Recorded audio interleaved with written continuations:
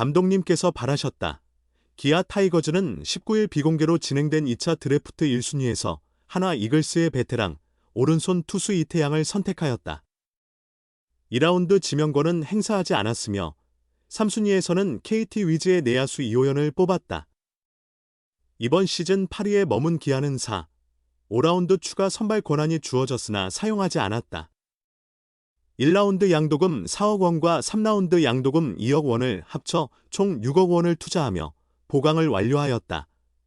기아 구단 측은 이태양 선발 배경에 대해 다양한 투구 종류를 갖추고 있으며 많은 이닝을 소화할 수 있는 경험 많은 우완 투수이다. 선발과 불펜 모두 활용 가능한 장점으로 인해 최우수 영입 후보로 판단했으며 다양한 상황에서 기용할 예정이라고 설명했다. 심재학 기아 단장은 2차 드래프트를 준비하며 팀의 마무리 캠프가 열리고 있는 일본 오키나와를 직접 방문하였다. 이범호 감독과 면담을 가져 현장의 의견을 반영한 지명 전략을 수립하기 위함이었다. 각 구단이 보호선수 35인에서 제외한 명단 중 두드러진 선수는 이태양이었다. 이태양은 2023 시즌을 앞두고 한화와 4년 총 25억 원에 계약했다. 남은 연봉 17억 원 중 2억 7천만 원을 기아가 부담하며 양도금까지 포함하면 총 6억 7천만 원의 이태양을 영입하는 셈이다. 이태양은 2023 시즌을 앞두고 한화와 4년간 25억 원에 계약하였다. 연봉 17억 원 중 잔여, 금액 2억 7천만 원을 기아가 부담한다. 양도금을 포함하면 총 6억 7천만 원의 비용으로 이태양을 영입하는 것이다. 기아는 연봉을 모두 부담해야 하는 조건에서 양도금을 절감하는 방안을 활용할 수도 있었으나 그러지 않은 선택을 했다. 심 단장은 초반에는 2, 3라운드 지명도 검토했으나 타 구단에서 선점할 가능성도 함께 고려해야 했다.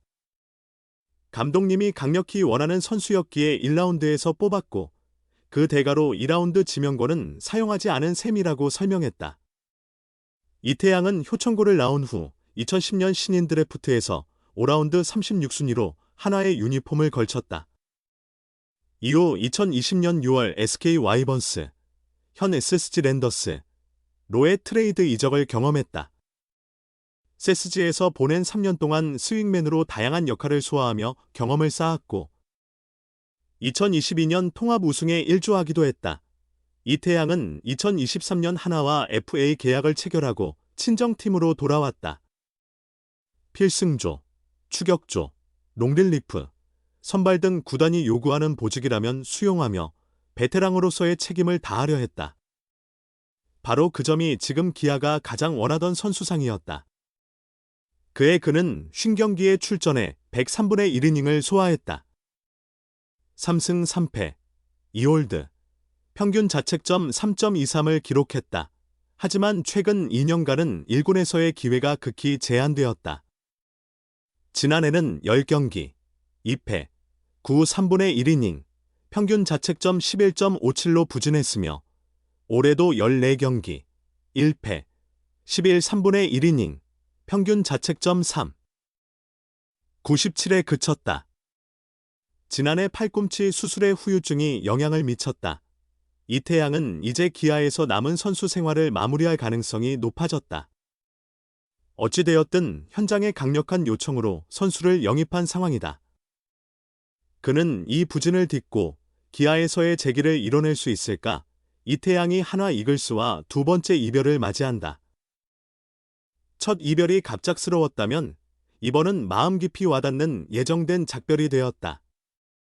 이태양은 19일 진행된 KBO 2차 드래프트에서 1라운드 전체 4순위로 기아 타이거즈에 지명되며 팀을 옮기게 됐다.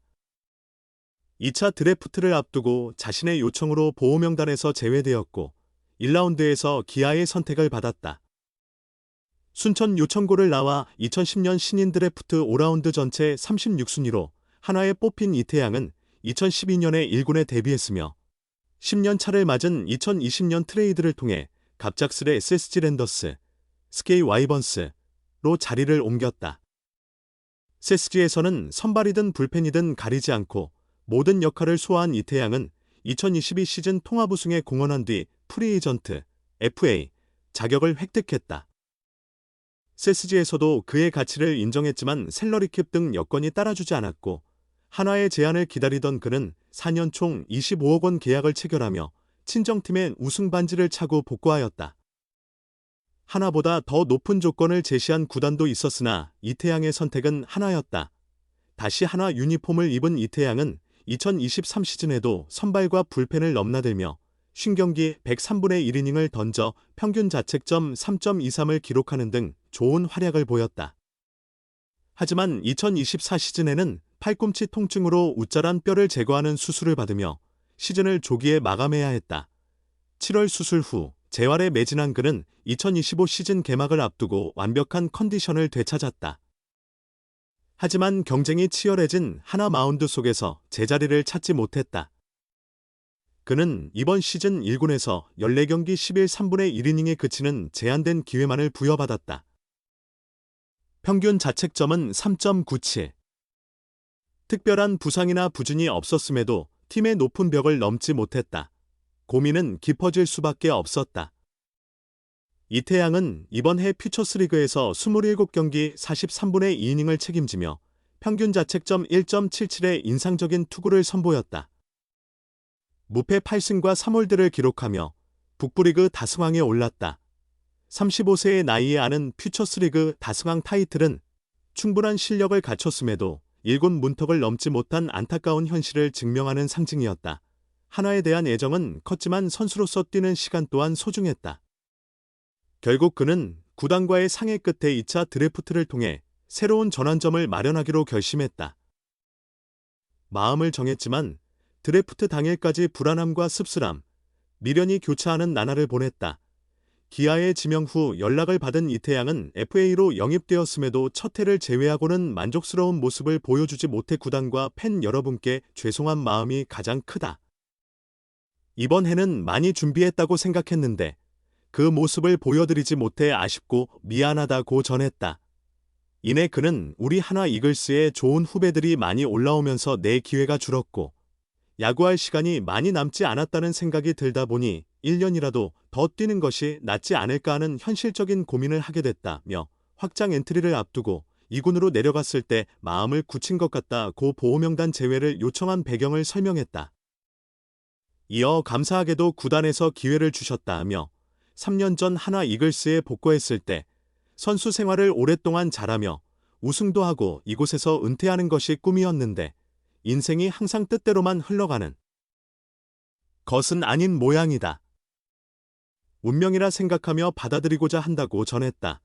첫사랑은 이루어지지 않는다는 말이 다 이유가 있구나 라고 말하며 쓸쓸한 미소를 띤 이태양은 한화에서 데뷔해 잠시 팀을 떠났다가 어렵게 다시 한화와 재회했는데 또다시 이별하게 되니 그런 생각이 들었다고 설명했다.